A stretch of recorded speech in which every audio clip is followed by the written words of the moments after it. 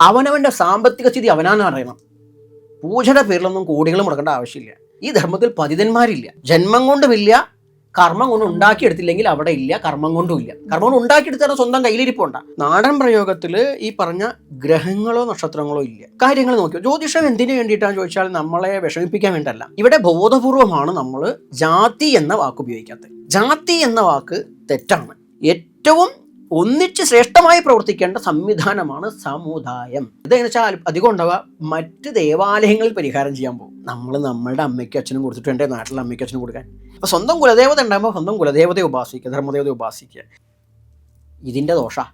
അപ്പോൾ അവിടെയാണ് ഒരു വ്യക്തി മുന്നോട്ട് പോകുമ്പോൾ അബദ്ധം, പൂജയുടെ പേരിലോ ഇത്തരം കാര്യങ്ങളിലോ അബദ്ധമായിട്ട് ചെയ്യില്ലേ. ഇതിൽ രസം ചില ആളുകൾ വരുമ്പോൾ തന്നെ പറയാറിയാന്തോ, എനിക്കൊരു ബാധ പ്രശ്നം ഉണ്ടെന്നാണ് പറയുക. എനിക്കൊരു ബാധ ഏറ്റിട്ടുണ്ട്, എനിക്ക് കൈവേഷദോഷമുണ്ട്. ഇയാൾ ഇങ്ങോട്ട് പറയുക. ഇന്നത്തെ കാലത്ത് ആരെങ്കിലും അല്ല, ഭാര്യ ഭർത്താവിനെ ഇഷ്ടപ്പെടാനും ഭർത്താവ് ഭാര്യയെ ഇഷ്ടപ്പെടാനും ഏറ്റവും കൂടുതൽ വശത്തിലെ കാര്യങ്ങളൊക്കെ ചിന്തിക്കുന്നത്. നമ്മൾ അത്യാവശ്യം നന്നായി നടക്കുന്നു, മോൾ അത്യാവശ്യം നന്നായിട്ട് വെറുതെ നന്നാവും മാർക്കൊന്നുമല്ല. നാലാളെ ശ്രദ്ധിക്കുക എന്നുള്ള ഉദ്ദേശം എല്ലാവർക്കും ഉണ്ട്. കാരണം ശ്രദ്ധിക്കപ്പെടണം ഇന്നത്തെ കാലത്ത് പ്രത്യേകിച്ച്. അല്ലാണ്ട് ഇപ്പം എന്തിനാ അങ്ങനെയാണെങ്കിൽ നമുക്ക് മൂടിപ്പോയി ചടന്നാൽ പറ്റും.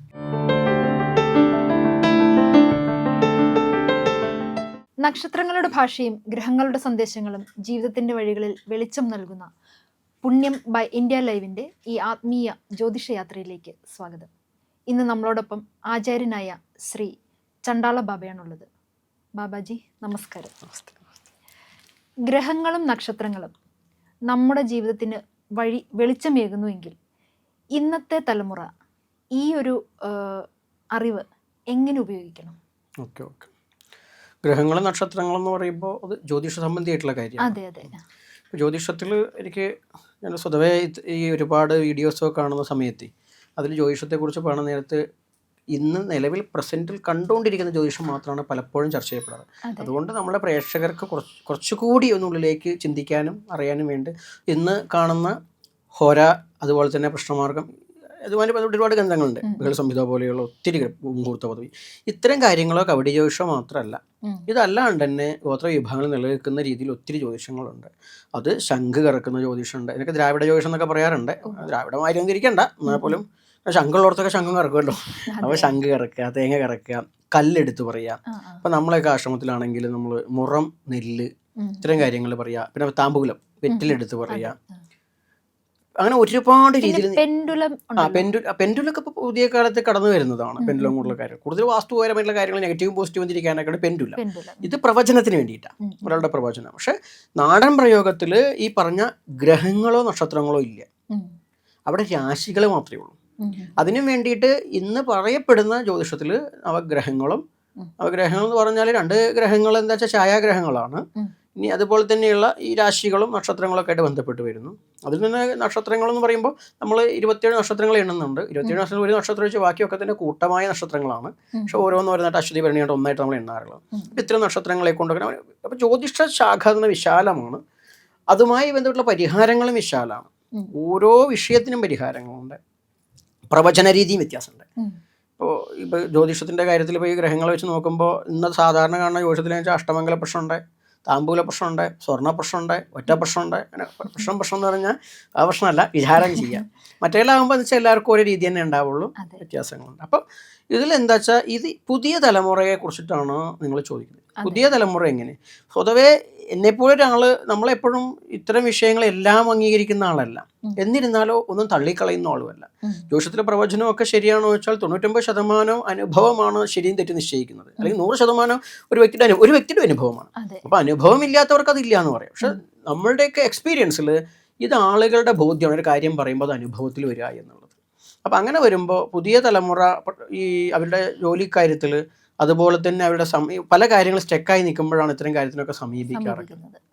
അപ്പം അവിടെ പൂർണ്ണമായിട്ടൊരു പരിഹാരം ചെയ്തു പോവുക എന്ന രീതി പലപ്പോഴും പലർക്കും പറ്റാറില്ല. ഒരു വട്ടമൊക്കെ ചെയ്യും, രണ്ടാമതും മൂന്നാമതും ആകുമ്പോൾ അവർക്ക് വെറുപ്പ് വരും, ഇത് എന്ത് ചെയ്യും എന്നുള്ളത്. അവിടെയാണ് പുതിയ തലമുറ അബദ്ധവിശ്വാസങ്ങൾക്ക് അങ്ങോട്ട് പോവാതെ കാര്യങ്ങൾ നോക്കിയോ. ജ്യോതിഷം എന്തിനു വേണ്ടിയിട്ടാണെന്ന് ചോദിച്ചാൽ നമ്മളെ വിഷമിപ്പിക്കാൻ വേണ്ടല്ല. ഇപ്പോൾ ഒരാളുടെ ജാതകപ്രകാരം ആൾക്ക് രാഹുദശയാണെന്ന് കരുതുക. അല്ലെങ്കിൽ കുജദശ, അല്ലെങ്കിൽ ശനിദശ, ശനിദോഷം, ഇപ്പോൾ കണ്ടകശനി, ഏഴരശനി, ജന്മശനി എന്നൊക്കെ കൊണ്ട് ശനിദോഷം വിട്ടുപോകില്ല. അതെ. ഒട്ടും അറിയാത്ത ആൾക്കാരൊന്ന് ചോദിക്കും, ഇത് കഴിഞ്ഞ ശനിയാണ് പോയിട്ടല്ലോ, ഇപ്പം എന്ത് ശനിയാന്ന് ചോദിക്കും. ശനി മാറി മാറി വരും, രാശി മാറുമ്പോൾ ശനി മാറും, ദശാകാലം വരും, അപഹാരകാലം വരും, അങ്ങനെയൊക്കെ. അപ്പോൾ ഇങ്ങനെയൊക്കെ വരുന്ന സമയത്ത് അയാളുടെ ജീവിതത്തിലൊക്കെ ഒരു മന്ദപ്പ്, അല്ലെങ്കിൽ ഒരു ഉയർച്ച ഇല്ലാതിരിക്കുക, പ്രശ്നങ്ങൾ വിട്ടുമാറില്ല. അപ്പോൾ ഈ സമയത്തൊക്കെ എന്താ ചെയ്യേണ്ടതെന്ന് അന്വേഷിച്ച് ആകുലതപ്പെടാനല്ല ജ്യോതിഷം, അറിഞ്ഞിരിക്കാനാണ്.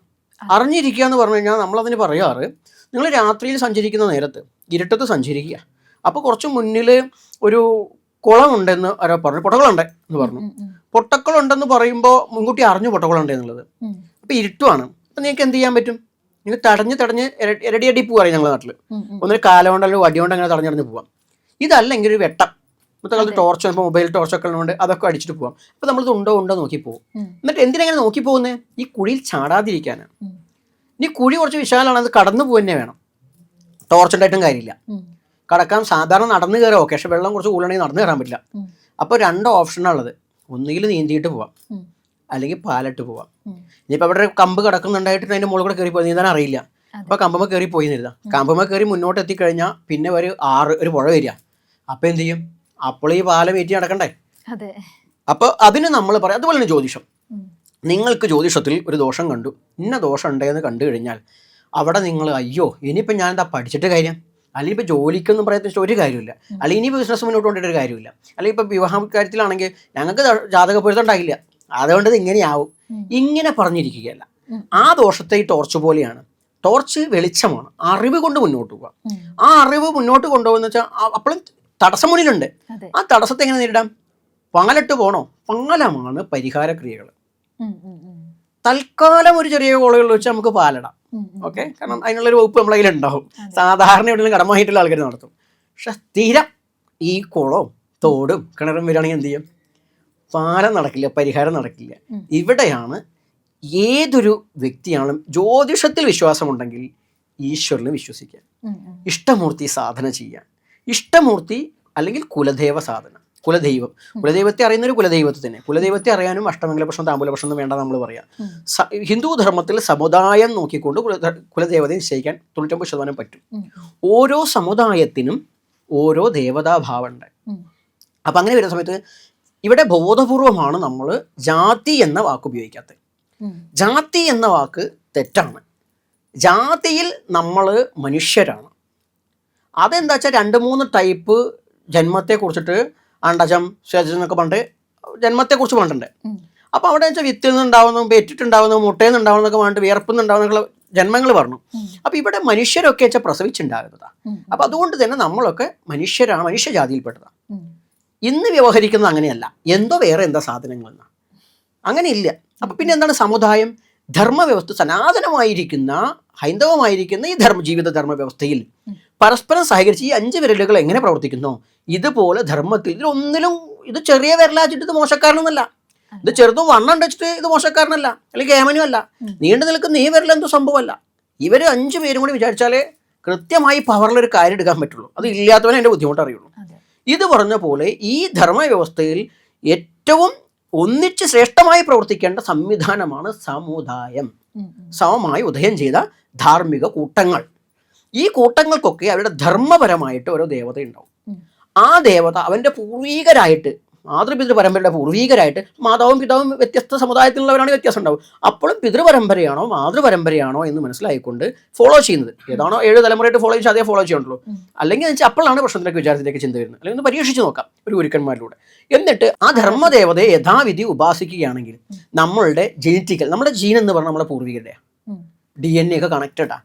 അപ്പം നമ്മൾ ആ കൃത്യം സെയിം പാറ്റേണിൽ പോവുകയാണെങ്കിൽ ഇവൻ്റെ പ്രശ്നങ്ങൾ ആ ദേവത പരിഹരിച്ചു കൊടുത്തോളും. അപ്പോൾ ഒന്ന് മന്ത്രസാധന ചെയ്യുകയാണെങ്കിൽ മറ്റൊന്ന് ധർമ്മദേവത ഉപാസന കുലദൈവം. അപ്പോൾ സ്മൂത്തായിട്ട് ഇതെങ്ങനെ വെച്ചാൽ അധികം ഉണ്ടാവുക മറ്റ് ദേവാലയങ്ങളിൽ പരിഹാരം ചെയ്യാൻ പോകും. അപ്പം ഉണ്ടാവുന്ന തൽക്കാലം ചെറിയൊരിതുണ്ടാവും, പക്ഷെ പരിപൂർണത ഉണ്ടാവില്ല. നമ്മളുടെ അമ്മയ്ക്കും അച്ഛനും കൊടുത്തിട്ട് എൻ്റെ നാട്ടിലെ അമ്മയ്ക്കും അച്ഛനും കൊടുക്കാൻ. അപ്പം അവിടെയാണ് അവന് പറയുന്ന തന്ത്രശാസ്ത്രം പറയുക വെച്ചാൽ, ഇങ്ങനെ ജലം നിറഞ്ഞു നിൽക്കുന്ന ഗംഗാതീരത്ത് കിണർ കുഴിക്കുന്നവനെ, വെള്ളത്തിന് വേണ്ടി കിണർ കുഴിക്കുന്നവനേക്കാൾ മൂടൻ വേറെ ആരുണ്ടെന്ന്. അപ്പോൾ സ്വന്തം കുലദേവത ഉണ്ടാകുമ്പോൾ സ്വന്തം കുലദേവതയെ ഉപാസിക്കുക, ധർമ്മദേവതയെ ഉപാസിക്കുക. അപ്പോൾ അത് മനസ്സിലായിക്കൊണ്ട് ആ ദേവതയെ ഉപാസിച്ച് അതിന് വേണ്ടി വെള്ളം നീരും കൊടുക്കുക എന്നൊക്കെ പറയും. സാധാരണ ഏറ്റവും സിമ്പിളായിട്ട് ചെയ്യാറുണ്ട്, വിളക്ക് വെച്ചിട്ട് അവനാൻ കഴിക്കുന്ന ഭക്ഷണം വെച്ച് പ്രാർത്ഥിച്ചാൽ മതി, വലിയ പൂജയൊന്നും വേണ്ട. അത് ഏറ്റവും സിമ്പിൾ, കാശുണ്ടെങ്കിൽ സയൻസൊക്കെ ചെയ്യാൻ പറ്റും. അല്ലാന്നുണ്ടെങ്കിൽ അതാ പറഞ്ഞ കർമ്മിയോളെ വിളിച്ചൊക്കെ വേണമെങ്കിൽ ചെയ്യിക്കാം, താന്ത്രികന്മാരെ വിളിച്ച് ചെയ്യിക്കാം, സ്വയം പഠിച്ചാചരിക്കുകയൊക്കെ ചെയ്യാം. അപ്പോൾ ഇങ്ങനെ ദോഷമുണ്ടെന്ന് അറിഞ്ഞാൽ, നേരത്തെ പറഞ്ഞതാണ് ഇയാൾക്ക് ദോഷ സമയം കണ്ടെത്തി കഴിഞ്ഞാൽ അയ്യോ ദോഷാന്ന് പറയല്ല, സ്വന്തം ധർമ്മദേവതയെ വിളിക്കുക, സ്വന്തം ധർമ്മദേവതയ്ക്ക് മാറ്റം ഉണ്ടാവും. കൂടാതെ പുതിയ തലമുറയാകുമ്പോൾ ഒന്നത് പറഞ്ഞു കഴിഞ്ഞാൽ പക്ഷേ ഉപാസന, അതാ പറഞ്ഞു, സനാതനമായിരിക്കുന്ന ഈ ധർമ്മവ്യവസ്ഥയിൽ എല്ലാവർക്കും ഉപാസന, ഒരാളിൽ നിന്ന് ഈശ്വരൻ നിന്ന് അകലെയല്ല.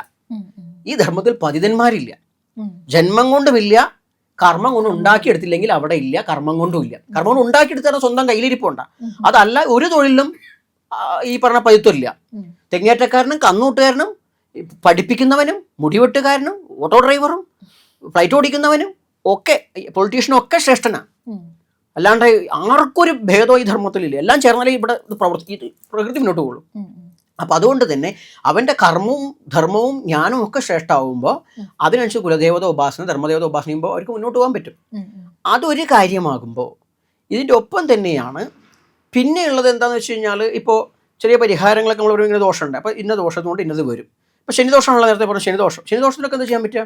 നമ്മളിപ്പോൾ ഡ്രസ്സിങ് ഇന്ന് പണ്ടത്തെ പോലെ ഒരേ കളർ ഡ്രസ്സൊന്നുമല്ല. അപ്പോൾ ശനിയെ സ്വാധീനിക്കാൻ വേണ്ടി നമ്മൾ പറയും കറുപ്പ്, നീല, അതിൻ്റെ ഷെയ്ഡുകൾ, വസ്ത്രം ധരിക്കാം, മാഗ്നറ്റ്. ഇപ്പോൾ കൊച്ചു ദോഷമാണെങ്കിൽ ചൊവ്വേൻ്റെ ദോഷങ്ങളൊക്കെ ഉണ്ടെങ്കിൽ അവിടെ ചുവപ്പോ അല്ലെങ്കിൽ ഈ പറഞ്ഞ പോലെ തന്നെ അതുമായി ബന്ധപ്പെട്ട് ചെമ്പിൻ്റെ നിറങ്ങളോ ഓറഞ്ച് നിറമൊക്കെ ആയിട്ട് അങ്ങനത്തെ ചില നിറങ്ങൾ ഉപയോഗിക്കാം. അങ്ങനെ അല്ലെങ്കിൽ ആ ചൊവ്വയുമായി ബന്ധപ്പെട്ടുള്ള ഏതെങ്കിലും ദേവതകളെ അല്ലെങ്കിൽ ശനിയുമായിട്ട് ദേവതകളെ സ്പെഷ്യലായിട്ട് ഉപാസിക്കാം. ഇതൊക്കെ ചെയ്തു പോകാൻ പറ്റും. ഇവിടെ അതുകൊണ്ട് ദോഷമുണ്ടെന്ന് പറഞ്ഞ് സ്റ്റെക്കാവില്ലേ പുതിയ തലമുറ, അല്ലെങ്കിൽ വിശ്വാസം വേണ്ടെന്നല്ല, സത്യത്തിൽ ഇതൊക്കെ ബോധ്യമാണ്. എനിക്ക് ഞാൻ എൻ്റെ കാര്യമല്ല പറഞ്ഞത്, എന്നെ സമീപിക്കുന്ന ആളിൽ നിന്നുള്ളൊരു ബോധ്യം വന്നിരിക്കുന്നത് എങ്ങനെയാ വെച്ചാൽ, എൻ്റെ ഗുരുപരമ്പര പറഞ്ഞു വെച്ച് നോക്കുമ്പോൾ ഇതിലൊക്കെ ഒരുപാട് ശരികളുണ്ട്. നിഷേധിക്കാൻ എളുപ്പമാണ്, ഇല്ല എന്ന് പറയാൻ ഉള്ളത് അനുഭവമാണ്. അപ്പം നമ്മളിങ്ങനെ ഈ പെട്ട് ഉരുണ്ട് കിടക്കാതെ ഇതിനെ മനസ്സിലാക്കൊണ്ട് ഗ്രഹങ്ങളുടെ സ്വാധീനവും നക്ഷത്രങ്ങളുടെ സ്വാധീനത്തിനപ്പുറം ഭൂമിയിൽ എന്താ വെച്ചാൽ നമുക്ക് എല്ലാവർക്കും സ്മൂത്തായിട്ടല്ല പോകുന്നത്. ഇപ്പം നമ്മൾ സംസാരിക്കുന്ന ഈ സമയം മഴക്കാലം, വർഷക്കാലം എന്നാ പറയുക. അപ്പം ഇത് കഴിഞ്ഞാൽ വേനൽക്കാലം വരും, അതുപോലെ തന്നെ തണുപ്പിൻ്റെ കാലം വരും, പല കാലങ്ങളുണ്ട്. ഇത് മാറി മാറി വരുന്നൊരു മനുഷ്യൻ്റെ ജീവിതത്തിൽ, മൃഗങ്ങൾക്കുണ്ട് പക്ഷെ അവരെ ഇത് ബാധിക്കുന്നില്ല, പക്ഷെ മനുഷ്യൻ്റെ ജീവിതത്തിൽ ഇത് മാറി മാറി വരുമ്പോൾ നമുക്ക് താങ്ങാൻ പറ്റില്ല പലപ്പോഴും, കുടുംബ പ്രാരാബ്ധങ്ങളൊക്കെ പ്രത്യേകിച്ച്. അപ്പം അത്തരത്തിലുള്ള സമയത്താണ് അന്താളിച്ച് നിൽക്കരുത്, നമ്മളുടെ വിഷയം കണ്ടെത്തുക. അതിപ്പോൾ നേരത്തെ പറഞ്ഞ ഏത് മാർഗത്തിലൂടെയും കണ്ടെത്താം. അവനവൻ്റെ സാമ്പത്തിക സ്ഥിതി അവനാണ് അറിയണം. പൂജയുടെ പേരിലൊന്നും കോടികൾ മുടക്കേണ്ട ആവശ്യമില്ല. പൂജാവിധാനം പറഞ്ഞിരിക്കണത് എങ്ങനെയാ വെച്ചാൽ അവനവൻ്റെ സാമ്പത്തിക സ്ഥിതിക്ക് അനുസരിച്ച് യജ്ഞങ്ങൾ ചെയ്യാനേ വേണ്ടുള്ളൂ, കടം വാങ്ങി ചെയ്യാൻ പാടില്ല. നിങ്ങളിപ്പോൾ ഒരു കടത്തിൽ പെട്ടു, നിങ്ങൾ പ്രശ്നം വെച്ചു, പരിഹാരവും പറഞ്ഞു, നിങ്ങളുടെ കയ്യിൽ കാശില്ല, നിങ്ങൾ പിന്നെ പലിശക്കാരിൽ നിന്ന് കാശും വാങ്ങി പൂജ ചെയ്താൽ നിങ്ങളുടെ കടം വീടുകയല്ല ചെയ്യാന്ന് മാത്രമല്ല ഉള്ളത് കൂടി നിങ്ങൾക്ക് നഷ്ടപ്പെടും. അപ്പോൾ ദൈവത്തിൻ്റെ പേരിൽ കടം വാങ്ങരുത്. പണ്ട് വാസ്തുവിദ്യ പഠിക്കുന്ന സമയത്ത് കാണിപ്പയ്യൂർ നമ്പൂതിരിപ്പാട് ഗുരുസ്ഥാനിയാണ്, അദ്ദേഹം ക്ലാസ്സിൽ പറയുണ്ടായി, എന്താ പറയുക, നമ്മൾ ഈ കടം വാങ്ങിയിട്ട് ചില ആൾക്കാർ സാമ്പത്തിക സ്ഥിതി ഇല്ല, ഇപ്പോൾ ഗൾഫിലൊക്കെ വിദേശത്തൊക്കെ ജോലി ചെയ്യുമ്പോൾ അവരെന്ത് ചെയ്യും, ഒരു ഹൗസിംഗ് ലോണൊക്കെ എടുക്കും, ഒരു വർഷം നല്ല വീട് വയ്ക്കും. ആ ടൈപ്പ് ഇപ്പോൾ യുദ്ധം ഉണ്ടായാൽ പോലെ ആ ടൈമിലാണ് അവിടെ നിന്ന് പ്രശ്നം ഉണ്ടാവുക. ഇവൻ്റെ പണി തീർച്ചയായും നാട്ടിലേക്ക് വരും. പിന്നെ ഇവൻ എന്താ ചെയ്യുക, ലോൺ അടയ്ക്കാൻ വേണ്ടി കഷ്ടപ്പെട്ട് ഓട്ടോ ഓടിക്കുക അല്ലെങ്കിൽ ചെറിയ എന്തെങ്കിലും ബിസിനസ്സൊക്കെ ചെയ്ത് പോകുമ്പോൾ പിന്നെ അവൻ എന്ത് തോന്നും, ആ വീട് കയറ്റിയതിന് ശേഷമാണ് സാമ്പത്തിക ബുദ്ധിമുട്ട് വന്നിരിക്കുന്നത്. ഇവന് ജ്യോത്സ്യനെ ആരെങ്കിലും കണ്ട് ചോദിക്കും, അപ്പോൾ അയാൾ പറയുന്ന ദോഷങ്ങളുണ്ട്, വാസ്തുവിന് ദോഷമുണ്ട്, അപ്പോൾ വാസ്തുവിദഗ്ധനെ കൊണ്ടുവരും, വാസ്തുവിദഗ്ധനെ ചിലപ്പോൾ പറയാമെന്ന് കരുതുക, എല്ലാവരും പറയില്ല, ചെറിയ ദോഷങ്ങളൊക്കെ ഉണ്ട്. വെച്ചാൽ സ്വതവേ ഒരാൾക്ക് മറ്റുള്ള കുറ്റം പറഞ്ഞ രീതിയുണ്ട്, എന്നെ പറയാൻ പാടില്ല എന്നാണ്. എന്നാൽ പോലും ദോഷം ഉണ്ടെന്ന് പറയുമ്പോൾ ഇവൻ പിന്നെ ഈ വീടിനെ പൊളിക്കലും അടുക്കലും നീക്കലും കട്ടലും ഒക്കെ ആയിട്ട് അതുമേ അപ്പോഴും കടം വാങ്ങും, പിന്നെയും പൈസ. സത്യത്തിൽ ഇവൻ്റെ പ്രശ്നം എന്താ, ഇവൻ്റെ സാമ്പത്തിക സ്ഥിതി ചിന്തിക്കാതെ ഇവൻ കൂടുതൽ കടം വാങ്ങി വീട് വെച്ചു. ഇവന് കടം ഉണ്ടാവാൻ കാരണം ഇതാ, വീട് വെച്ചോണ്ടുണ്ടായ കടമല്ല, അതിൻ്റെ വാസ്തുദോഷമല്ല, ഇതിൻ്റെ ദോഷ. അപ്പം അവിടെയാണ് ഒരു വ്യക്തി മുന്നോട്ട് പോകുമ്പോൾ അബദ്ധം, പൂജയുടെ പേരിലോ ഇത്തരം കാര്യങ്ങളിലോ അബദ്ധമായിട്ട് ചെയ്യല്ലേ. അവിടെ അറിഞ്ഞാചരിക്കാനാണ് സാമാന്യ ബോധ്യം എല്ലാവർക്കും ഉണ്ടാവും. പലപ്പോഴും ജ്യോതിഷന്മാരെ ചൂഷണം മറ്റുള്ളതൊക്കെ നമ്മൾ കേട്ടിട്ടുള്ളത്. അതിന് വെച്ചാൽ പ്രധാനമായിട്ടും നമുക്ക് ഈ പ്രേക്ഷകരോട് പറയാനുള്ളതാണ്, ഏത് പ്രവൃത്തി ചെയ്യുമ്പോഴും അതിനൊരു സാമാന്യ യോഗ്യത ഈ ധർമ്മം പറഞ്ഞു വെച്ചിട്ടുണ്ട്. വാസ്തു ചെയ്യുന്നവനാവട്ടെ, വൈദ്യനാവട്ടെ, വൈദ്യന്മാരെ ഇപ്പം ഇല്ല, സ്വതവേ അങ്ങനെ മരുന്ന് കൊടുക്കാൻ പറ്റില്ല, അകത്തേക്കുള്ള മരുന്ന് കൊടുക്കാൻ പറ്റില്ല. അപ്പോൾ ഇനി അത് വിട്ടാൽ അതിന് വാസ്തു, ജ്യോതിഷം, പൂജ ഇത്യാദി കാര്യങ്ങൾക്കൊക്കെ ആ ചെയ്യുന്ന വ്യക്തിക്ക് ഇന്ന ക്വാളിഫിക്കേഷൻ വേണമെന്നുണ്ട്. അത് ഇന്ന് ഗൂഗിൾ ചെയ്താലും അറിയാൻ പറ്റും. ഇത് നോക്കിയിട്ട് തിരക്കേടില്ല എന്ന് തോന്നിയാൽ മാത്രം ചെയ്യുക. പിന്നെ ആരെന്തു പറഞ്ഞാലും സ്വയം വിചാരം ചെയ്യുക. അതുപോലെ ഇന്ന് കാണുന്നൊരു ഒരു പ്രവണതയാണ് ഈ ഒരു കാലഘട്ടത്തിൽ എന്ത് പറഞ്ഞാലും നിങ്ങൾക്കൊരു ബാധ ഏറ്റിട്ടുണ്ട്, അല്ലെങ്കിൽ കൂടോത്രം ഏറ്റിട്ടുണ്ട്, അല്ലെങ്കിൽ ഒരു വശ്യം ഏറ്റിട്ടുണ്ട് എന്നൊക്കെ പറയുന്ന ഒരു പ്രവണത. ഇത് കേൾക്കുമ്പോൾ ആളുകൾ പേടിക്കും. അപ്പോൾ അതിന് വേണ്ടിയിട്ടുള്ള പരിഹാരം ചെയ്യാൻ വേണ്ടിയിട്ട് പിന്നെ പൈസ ചിലവാക്കും. അപ്പോൾ ഇങ്ങനെയുള്ള കാര്യങ്ങളൊക്കെ ഉള്ളതാണോ? ഇവിടെ എന്താ വെച്ചാൽ ഇപ്പോൾ അതൊരാൾ ഏറ്റിട്ടുണ്ടെന്ന് പറയേണ്ട ആവശ്യമില്ല. ഇതിൽ രസം ചില ആളുകൾ വരുമ്പോൾ തന്നെ പറയാറിയാം എന്തോ, എനിക്കൊരു ബാധ പ്രശ്നം ഉണ്ടെന്നാണ് പറയാം, എനിക്കൊരു ബാധ ഏറ്റിട്ടുണ്ട്, എനിക്ക് കൈവേഷദോഷമുണ്ട്. ഇയാൾ ഇങ്ങോട്ട് പറയുക. ഈ ഉള്ളടക്ക സിനിമയിലെ ജഗതി വരുന്ന പോലെ ഞാൻ കുതിരയെ വിഴുങ്ങി എന്ന് പറഞ്ഞു വരുന്നവനെ എങ്ങനെ മാറ്റാൻ പറ്റും? ആ കുതിരയെ മാറ്റി കെട്ടിയിട്ട് കാണിച്ചു കൊടുക്കണ്ടേ? അതുകൊണ്ട് കുറേയൊക്കെ വരുന്നവരുടെ പ്രശ്നമുണ്ട്. അത്തരം ധാരണകൾ സ്വയം ഉണ്ടാക്കുന്നതിന് പകരം അവിടെ പോയിട്ടൊന്ന് ചോദിക്കുക. എന്നിട്ട് ഗ്രഹനില പ്രകാരം അല്ലെങ്കിൽ അവരുടെ വിധാന പ്രകാരം അത് മനസ്സിലായി കഴിഞ്ഞാൽ ആ പറയുന്ന ലക്ഷണങ്ങൾ തനിക്കുണ്ടെങ്കിൽ അത് ബാധ എന്ന് പറഞ്ഞതിനെ ബാധിച്ചതാണ്. ആ ബാധിക്കുന്ന എവിടെയാണ്? ബോധമണ്ഡലത്തെയാണ്. നമുക്കൊരു പനി വന്നാലും ആദ്യം തന്നെ അതിൻ്റെ സൂക്ഷ്മവശം ഉള്ളിൽ വരും, നമുക്കൊന്ന് വിറയും, ഒരു ക്ഷീണിക്കുകയൊക്കെ ചെയ്യും. പിന്നെയാണല്ലേ ഇത് പോലുള്ളൊരു പ്രശ്നം വരുമ്പോൾ നേരിട്ടല്ല വരിക, അതിൻ്റെ ഈ സിംറ്റംസ് ഒക്കെ കാണിച്ചു തുടങ്ങും. അത് കാണിച്ചു തുടങ്ങുമ്പോൾ അത് പുറത്തേക്ക് എത്തുമ്പോൾ നമ്മൾ അറിയണേ. അപ്പോൾ അതിൻ്റെ ഭാഗമായിട്ട് ഉള്ളിലേക്ക് തിരിയലും അങ്ങനെ തന്നെ. ഒരു ഇപ്പോൾ കൈവശം ഇട്ടിട്ടുണ്ട് എന്നൊക്കെ പറഞ്ഞാൽ ചിലപ്പോൾ അധികം കൈവശ പ്രശ്നമൊക്കെ വരികയെന്ന് വെച്ചാൽ ഭർത്താവ് മിണ്ടുന്നില്ല, എനിക്ക് സമയം തരുന്നില്ല, ഭാര്യ മിണ്ടുന്നില്ല, സമയം തരുന്നില്ല, അല്ലെങ്കിൽ എൻ്റെ സ്റ്റാഫ് ഇങ്ങനെ ഇതാക്കുന്നതാണ് പല പല വിഷയത്തിൽ. അപ്പോൾ ഇതിന് കാരണം വെച്ചാൽ അങ്ങോട്ട് ശ്രദ്ധയില്ല എന്ന് തോന്നുമ്പോൾ ഇതിന് കാരണം അപ്പോൾ വേറെ ആരോടോ അറ്റാച്ച്മെൻ്റ് ഉണ്ടെയൊക്കെ തോന്നും. അങ്ങനെയൊക്കെ ചിന്ത എന്നാ വരുന്നത്. അപ്പോൾ ഇത് ഒന്ന് കൈവശം കൊടുത്തു തന്നെയാണ് ആയിരിക്കാം, അല്ലെങ്കിൽ ഇയാളെ ചിന്തയായിരിക്കാം. ചിന്തയാണെങ്കിൽ എന്തായാലും ശരി, ഇത് ബാധിച്ചു ഇവിടെ, ഇത് പോകണം. ഇത് പോകാൻ മാന്ത്രിക ക്രിയകൾ പറഞ്ഞിട്ടുണ്ട്. മാന്ത്രിക ക്രിയ വെച്ചാൽ ഉള്ളിൽ യഥാർത്ഥത്തിൽ ഔഷധ പ്രയോഗം കൊണ്ട് ഉണ്ടായതാണെങ്കിൽ ഔഷധങ്ങളെ കൊണ്ടുള്ള സേവയാണ് പറഞ്ഞിരിക്കുന്നത്. അപ്പോൾ ഔഷധം സേവിക്കും. അതല്ല എന്നുണ്ടെങ്കിലോ ചിന്താമണ്ഡലത്തിലാണ് വന്നിരിക്കുന്നത്. ഇവിടെ മാനസിക ചികിത്സ, ഇവിടെ മാന്ത്രികത്തിൽ വെച്ചാൽ കർമ്മ പദ്ധതിയാണ്. നമ്മുടെ മണിച്ചിത്രത്താഴ് സിനിമയത്തെ പോലെ തിലകൻ പൂജ ഒരിക്കില്ലേ, ഇത് മനസ്സെന്ന് പോകണം. അപ്പോൾ അതിന് ചില പൂജ, അപ്പോൾ ഇത് വെറും കാണിക്കലോ അല്ല, ഇതൊരു ട്രീറ്റ്മെന്റ് പദ്ധതി തന്നെയാണ്. അത് നിഷേധിച്ചിട്ട് കാര്യമില്ല, ട്രീറ്റ്മെന്റ് തന്നെയാണ്. അപ്പോൾ അയാളുടെ ബോധമണ്ഡലത്തെ ബാധിച്ചിരിക്കുന്ന ഒരു എനർജി ഉണ്ട്, ഇല്ല എന്ന് പറയാൻ പറ്റില്ല. എനർജിയൊക്കെ ഒന്ന് തന്നെയാണ്, പക്ഷെ ഇയാളെ ബാധിച്ചിരിക്കുന്നത് ഇങ്ങനെയാണ്. അതവിടുന്ന് പോകണം. അത് ചിന്തയായാലും ശരി, അല്ലാണ്ടായാലും ശരി. ചിന്തനെ നമ്മൾ ഒന്ന് തിരിച്ചെടുക്കണം, പ്യൂർ എടുക്കണം. അത് ചിന്ത നമ്മൾ ഇവിടുന്ന് പറയാ. ബാധിച്ചവനെ സംബന്ധിച്ച് ചിന്തയൊന്നുമല്ല, അതിന് ചിലപ്പോൾ രൂപവും ഭാവമൊക്കെ ഉണ്ടാവും. അപ്പൊ അത് അങ്ങനെ തന്നെ പോയി എന്ന് അത് ഇതൊക്കെ ഇവിടെ സാധിക്കുന്നതാ. ഇനിയിപ്പോ വശ്യത്തിന്റെ കാര്യമായാലും അങ്ങനെ തന്നെയാ. ഒരാൾ അധികം ഇഷ്ടപ്പെടാൻ വേണ്ടിയിട്ടാണ് ഈ വശം ചെയ്യുന്നത്. ഇന്നത്തെ കാലത്ത് ആരെങ്കിലും അല്ല, ഭാര്യ ഭർത്താവിനെ ഇഷ്ടപ്പെടാനും ഭർത്താവ് ഭാര്യയെ ഇഷ്ടപ്പെടാനും ഏറ്റവും കൂടുതൽ ഈ വശത്തിൻ്റെ കാര്യങ്ങളൊക്കെ ചിന്തിക്കുന്നത്. അപ്പം എന്താ വെച്ചാൽ ഇതിൻ്റെ പ്രശ്നം തന്നെ ഞാൻ എപ്പോഴും പറയാറുണ്ട്. കുറേയൊക്കെ വെച്ചാൽ നമ്മൾ ഈ കമ്മ്യൂണിക്കേഷൻ ഗ്യാപ്പാണ്. ഇന്ന് ഈ ഫോണ് എന്ന് പറഞ്ഞ സാധനം നല്ലതിനും മോശം കാര്യത്തിനൊക്കെ പറ്റി. അപ്പം അധികം നേരം നമ്മളിതിങ്ങനെ ഇരിക്കുക ചെയ്യുക. അപ്പോൾ കമ്മ്യൂണിക്കേഷൻ നടക്കണില്ല. അപ്പോൾ ആ കമ്മ്യൂണിക്കേഷൻ ഇല്ലാത്തതുകൊണ്ട് തന്നെ നമുക്ക് സംസാരിക്കാൻ ഒരാളെ കിട്ടണം, മറ്റൊരാൾ സംസാരിക്കും. അപ്പോൾ അത് കൈവശം കൊടുത്തുകൊണ്ട് മാത്രമല്ല, ഇതൊരു വലിയ പ്രശ്നമാണ്. ഇത് പരിഹരിച്ചാൽ തന്നെ അധികം പ്രശ്നം തീരും. കമ്മ്യൂണിക്കേഷൻ എന്ന് പറഞ്ഞ കാര്യം ഈ ഫോണ് മാത്രമല്ല, അല്ലാണ്ട് ജോലി തിരക്കൊക്കെ പാടായിട്ട് അതല്ലാണ്ട് വരുന്ന സമയത്ത് കുറേയൊക്കെ നമ്മൾ മറ്റേ വ്യക്തിയോട് ഇങ്ങോട്ട് സ്നേഹിക്കാൻ ആഗ്രഹിക്കുന്നുവെങ്കിൽ അങ്ങോട്ട് സ്നേഹിക്കുക. അതും കൊടുക്കൽ വാങ്ങലല്ല, അങ്ങോട്ട് സ്നേഹിച്ചോളം എന്നില്ല, അങ്ങോട്ട് നിഷ്കാമമായിട്ടാണ് സ്നേഹിച്ചോളാം. ഇതൊന്നും സാധ്യമല്ലാത്ത നേരത്താണ് ഈ പറഞ്ഞ വശ്യമൊക്കെ ചെയ്യുന്നത്. വശ്യം എന്ന് പറഞ്ഞാൽ ഇതിനൊന്നും ഔഷധ സേവ വേണമെന്നൊന്നുമില്ല. സ്വതവേ ചില ബീജാക്ഷരങ്ങൾ ജപിച്ചാൽ തന്നെ വശ്യം ഉണ്ടാവും. അശ്വാരൂഢം ജപിച്ചു എന്നാൽ സർവ്വലോകം വശമായിടുന്ന, അശ്വാരൂഢം ജപിച്ചാലും വശ്യം സംഭവിക്കും. അപ്പോൾ എനിക്കിപ്പോൾ മോളെന്നെ ഇങ്ങോട്ട് നോക്കാന്നുള്ള വലിയ സന്തോഷമുള്ള കാര്യമാണ്. നമ്മൾ അത്യാവശ്യം നന്നായി നടക്കുന്നു, മോൾ അത്യാവശ്യം നന്നായിട്ട് വെറുതെ നന്നാവും മാർക്കൊന്നുമല്ല. നാലാളെ ശ്രദ്ധിക്കുക എന്നുള്ളൊരു ഉദ്ദേശം എല്ലാവർക്കും ഉണ്ട്. കാരണം ശ്രദ്ധിക്കപ്പെടണം ഇന്നത്തെ കാലത്ത് പ്രത്യേകിച്ച്, ഇല്ലേ? അല്ലാണ്ട് ഇപ്പം എന്തിനാ, അല്ലെങ്കിൽ നമുക്ക് മൂടിപ്പോച്ച് നടന്നാൽ പറ്റും. അപ്പം അങ്ങനെ മൂടിപ്പോച്ച് നടക്കുന്നവർക്ക് ശ്രദ്ധിക്കണമെന്നുണ്ടാവും ചിലപ്പോൾ. അപ്പം അവിടെയാണ്. അപ്പം വെച്ചാൽ ആ ശ്രദ്ധിക്കപ്പെടുന്നതിൽ ഒരുപാട് ഉദ്ദേശങ്ങളുണ്ട്. ആ ഉദ്ദേശത്തിന് ഇത്തരം ക്രിയകളൊക്കെ ചെയ്യുന്നതും അത് എഫക്റ്റീവ് ആവുന്നതും അത് ഈ ലോകത്തുള്ളതും തന്നെയാണ്. ചില സമ്പ്രദായത്തിൽ ഉണ്ട്. ഇതൊക്കെ ജ്യോതിഷത്തിലൂടെ കണ്ടെത്തിക്കൊണ്ട് അതിന് പരിഹാരം താന്ത്രികവും മാന്ത്രികവും ഒക്കെ ആയിട്ട് ചെയ്യുന്ന രീതിയാണുള്ളത്. അത് ഇപ്പോഴും നടക്കുന്നുണ്ട്. ഇത് ഉള്ളതാണോ ചോദിച്ചു കഴിഞ്ഞാൽ ഞാൻ പറഞ്ഞു കഴിഞ്ഞു. ഇത് ബോധ്യം വന്ന ആളുകളാണ് പറയേണ്ടത്. ബോധ്യം വന്ന ആളുകൾ ഇങ്ങനെ തിരിച്ചറിയും. നമ്മളൊന്നും കൂടുതൽ പരസ്യം ചെയ്തിട്ടൊന്നല്ല ആൾക്കാർ വരുന്നേ, അല്ലെങ്കിൽ നമ്മൾ മാത്രമല്ല പുറത്തുള്ളവർ. പരസ്യങ്ങൾ വേറെ ഉണ്ടായിരിക്കാം, പരസ്യം കണ്ടുപോകുന്നത് വേറെ. അല്ലാണ്ട് തന്നെ തേടി പഠനം പോലും ഇത്തരം വിഷയങ്ങൾ പഠിക്കാൻ ആളുകൾ വരുന്നില്ല. ഒന്ന് അന്വേഷണ ബുദ്ധി. ഇതൊക്കെ മനുഷ്യൻ്റെ മനസ്സിൻ്റെ തലമാണ്. മനസ്സ് ദൃശ്യമല്ല. മനസ്സ് എവിടെ നമുക്ക് പറയാൻ പറ്റില്ല, ബോധത്തിലാണെന്ന് നമുക്കിങ്ങനെ പറയാം. അപ്പോൾ എന്നിരുന്നാൽ പോലും നമുക്ക് കാണിക്കാൻ പറ്റില്ല, വേദന പോലെയാണ്. ആ മനസ്സിൻ്റെ പ്രഹേളികയിൽ ഇതൊക്കെ സ്വാധീനിക്കണം. ഇതൊക്കെ മന്ത്രങ്ങൾ സൂക്ഷ്മമാകുന്നത് പോലെ മന്ത്രപ്രയോഗം സൂക്ഷ്മമാണ്. മന്ത്രപ്രയോഗം സൂക്ഷ്മ സങ്കല്പം ചെയ്യുന്ന കർമ്മി ചിന്തിക്കുന്നത് സൂക്ഷ്മതയിലേക്ക് എത്തിക്കാനാണ് ക്രിയാപദ്ധതി. ആ ക്രിയയിലൂടെ ഈ ചെയ്യുന്ന കർമ്മി താന്ത്രികൻ അയാൾ ആ സൂക്ഷ്മമായ ചിന്തയിലേക്ക് എത്തും. അത് ഈ മനുഷ്യൻ്റെ ബോധം മനസ്സിലാക്കി ആ സൂക്ഷ്മതയെ സ്വാധീനിക്കും. പ്രകൃതിയിൽ നിന്നാണ് മാങ്ങയും ചക്കയൊക്കെ ഉണ്ടാവുന്നത്. അത് നോക്കിയാൽ കാണൂല തെങ്ങമ്മേ, പക്ഷെ ഉണ്ടാവണുണ്ടല്ലോ.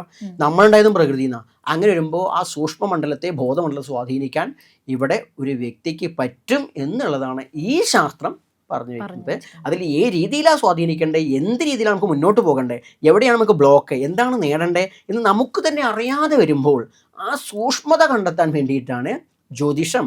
ഗൃഹപ്രപരമായിട്ടുള്ള കാര്യങ്ങൾ, വാസ്തുപരമായ കാര്യങ്ങൾ കണ്ടെത്താൻ ഒരു പരിധി വരെ ജ്യോതിഷത്തിന്റെ ആവശ്യമില്ല. അത് വാസ്തുശാസ്ത്ര പ്രതിപ്രകാരം അതിന്റെ കണക്കോ പറ്റുള്ള നോക്കിയാൽ മതി.